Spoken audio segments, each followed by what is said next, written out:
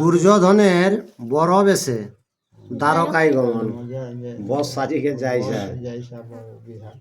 Light দেখে বরযাত্র এরা তো চাহাতে যায় এদের রাজার কথা শুনে না শুনলে তো রাজার তোলে তাড়া। আরে দুর্যোধন দুহত পাঠা ইল ধর্মস্থানে সদলে আসিবা মম বিবাহ কারণে গো বিবাহ কারণে। দুর্যোধন তখন কিনা গেল যুধিষ্ঠির একদিন একটা দুধ পাঠালে আর কে আমার বিবাহ কারণে সকল আর কিনা বরিয়া তোরা চালা। আর শুনিয়া ধর্মের পুত্র বিষয়ন্তর সহদেবে ডাকি জিজ্ঞাসেন নরবর জিজ্ঞাসেন নরবর। তো যে দুর্যোধনাক দূতে আগে ওটা যখন যুধিষ্ঠিরকে কেই দিলে তখন যুধিষ্ঠিরের মনটা বিষয় এলে তারপরে সহদেবকে ডাকিলে লিখে আর কিনা কে আর অর্জুন লিখিল পূর্বে সুভদ্রার ভদ্রা বিবরণ দুর্যোধন নিমন্ত্রণ করিল এখন গো করিল এখন। সুভদ্রার কারণটা অর্জুন তো আগেই আমাকে লিখিত করে জানাইছে আর এখন কে যে দুর্যোধন এখন কে আমাকে নিমন্ত্রণ করলো বর সাজে যাচ্ছে রে। আর অনর্থের প্রায় কথা লই মম মনে কহ সহদেব ইহা হইবে কেমনে গো হইবে কেমনে। তো যুধিষ্ঠির সহদেবকে কে গিটা তো অনর্থ ঘটে যাবে কেনে নয় একদিকে পাণ্ডব আর একদিকে দুর্যোধন তাহলে অনর্থ ঘটে যাবে। হ্যাঁ এই পার দিকে পাইরে কি আর বসবে তো কে কিনা হে সহদেব তাহলে এটার কারণ কি করা যাবে কে আর সহদেব বলেন শুন নরনাথ সুভদ্রার বিবাহ ইল দিন সাত গো হইল দিন সাত।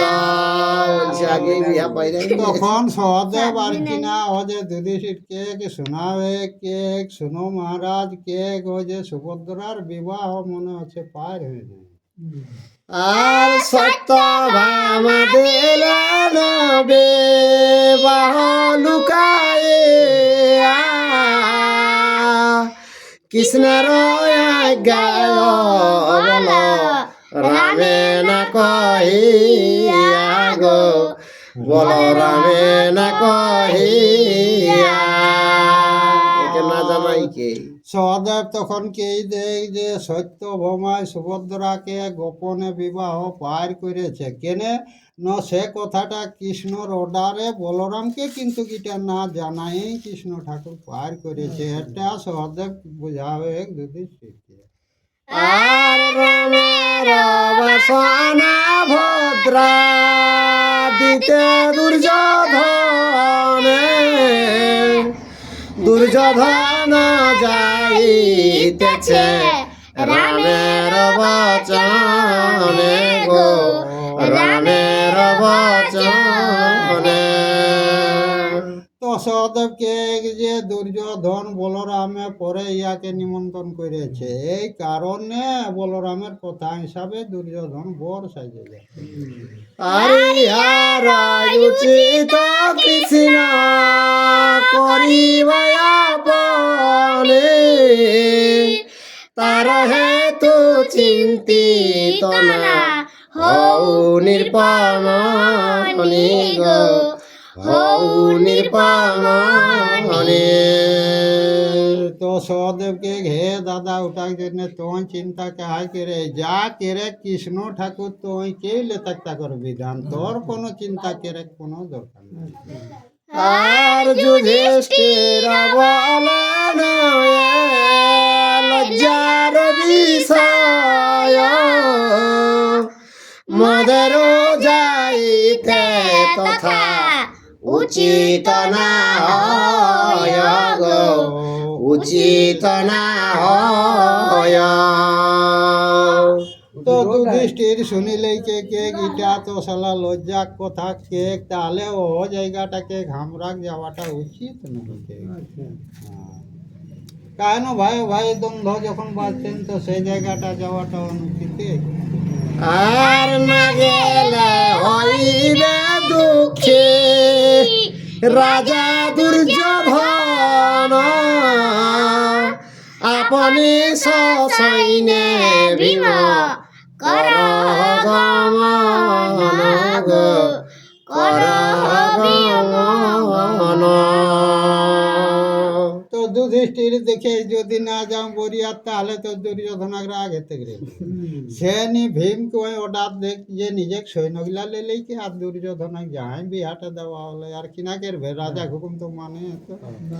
আর পাইয়া রাজার আজ্ঞা বীর বিকদর, পাঁচ অক্ষহীন বলে চলেন সত্তর গো, চলেন সত্তর।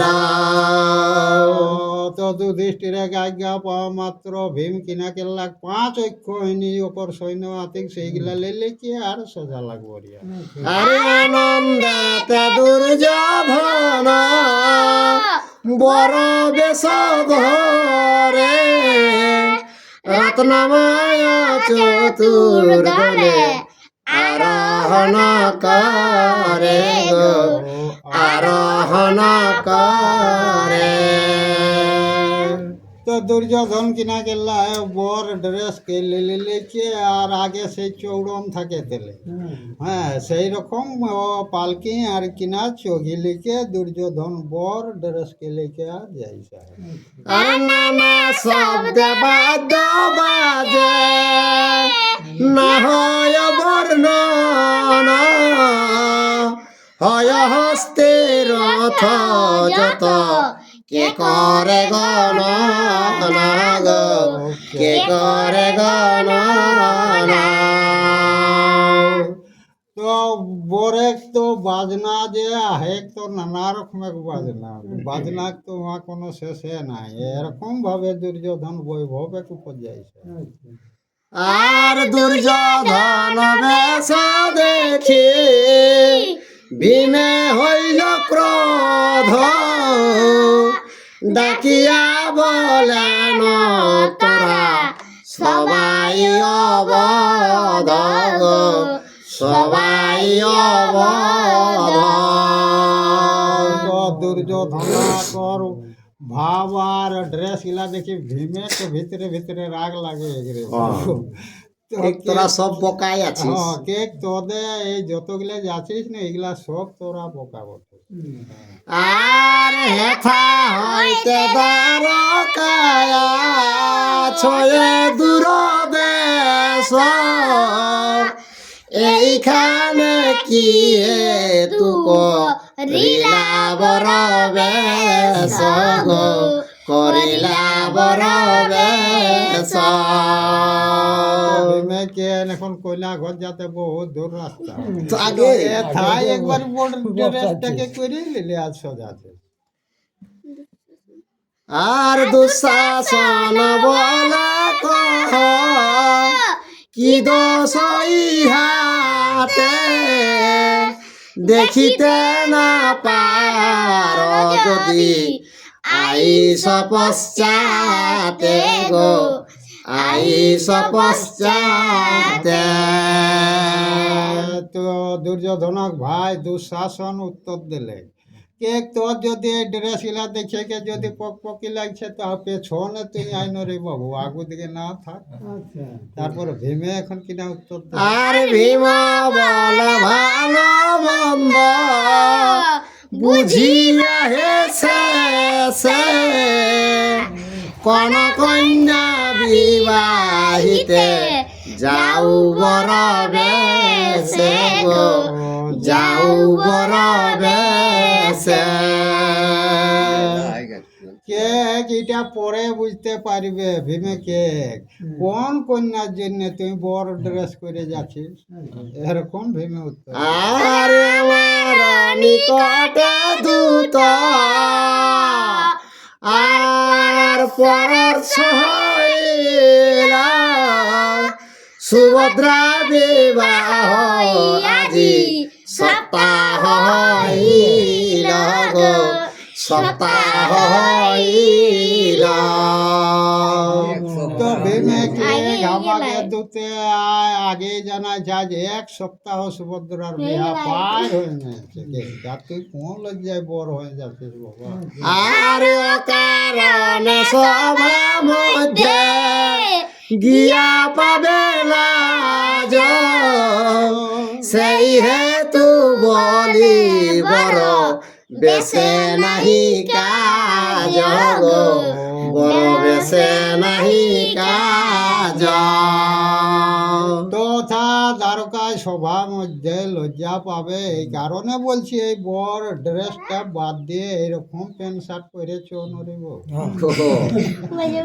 আর পাছু কেন যাব আমি, যাব তো আগে এত বলে সৈন্যে চলিল বীরবে গে গো, চলিল বীরবে গে।